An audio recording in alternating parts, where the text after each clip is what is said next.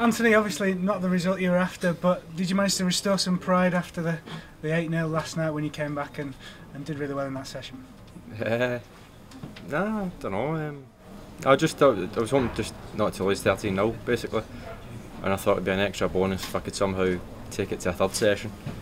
So I suppose I achieved those kind of goals, but just outclassed.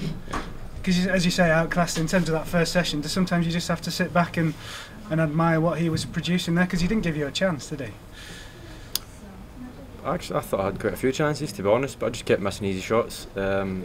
Obviously, when you get beat, you're always going to look at it from your point of view, and I know there's so much more I could have done better. But obviously, Ding can only do what he does, and he's just a phenomenal player. Like, his cue ball control is just out of this world. His technique's just to die for. No, he's some player. Great to have a front row seat watching it. A real lesson. You know. And as you say, his performance there. Do you think you've been beaten by this year's champion there? Possibly. I mean, obviously he's won 2 matches there, and he's not really been under any pressure. So when the pressure hits, then we'll find out. But he can obviously handle it. He's won massive tournaments in the past. So, but like I say, his cue ball control. Every shot is so easy because his cue ball control is so good. Whereas look at me trying to make a break, my cue ball is just all over the place. So no, he's in with a real chance.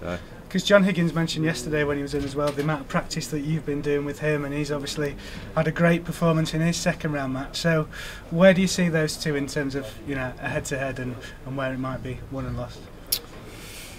Well, that could be a final, couldn't it? I think obviously John's one of the best ever. I don't know, that'd be a great match. I think Ding, like I say, I'll say it again, his cue ball control is just, I've never seen cue ball control like it. I mean, I've sat and I've played Ron O'Sullivan, and I've sat and I've played John Higgins, and they're tremendous, but Ding is just something else. So was that, in terms of that cue ball control, was that in terms of that one match where you've not seen him play better than that? Yeah, I mean, to be honest, I've played him a few times, here and there, but obviously when you're playing someone at the Crucible, you're right there, you know what I mean, and you notice everything, and that was one thing I took for that match. Every shot that he plays, he's just always got an easy pot, and I'll get a chance to make a break, and I'll drift towards the side cushion, or I'll land low and I'll have to go up for the blue.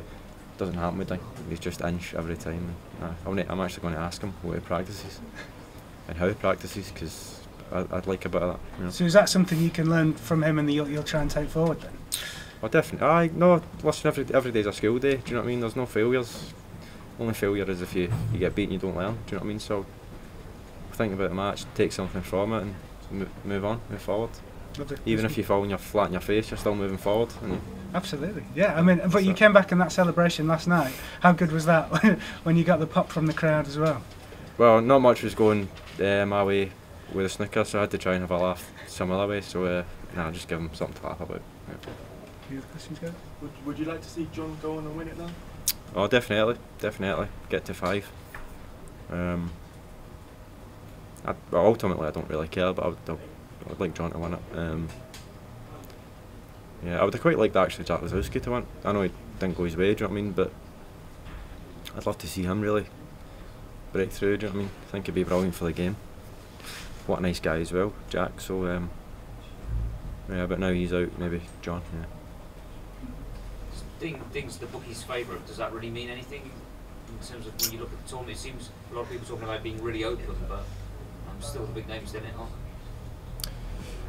Well, you say it's open, but it's always going to be one of a few that's going to win it. Do you know what I mean? It's everybody can beat everybody, but ultimately, somebody to win it's going to have to win 5 matches here. So it's going to be one of the top boys. Do you know what I mean? So and Ding's got as good a chance as any. Do you think John will see it though as his great chance to get another title and another level up? I don't agree with. I've heard a few sort of people saying that the draws opened up and Selby got beaten, he got beaten, all the rest of it. But John plays, I don't know who he plays now, Mark Allen maybe, or some Trump. Trump. John playing Trump or Walden. Do you know what I mean? Then he's got to play Mark Allen or Kyron Wilson. It's not an easier match than Mark Selby or Ron O'Sullivan. Do you know what I mean? It's just because they haven't won it before, it doesn't mean that the draw's opened up. It's all the matches are equally as difficult. That's the way I see it. That's the way all the players see it as well. Yeah. Betfred, proud sponsor of the World Snooker Championship.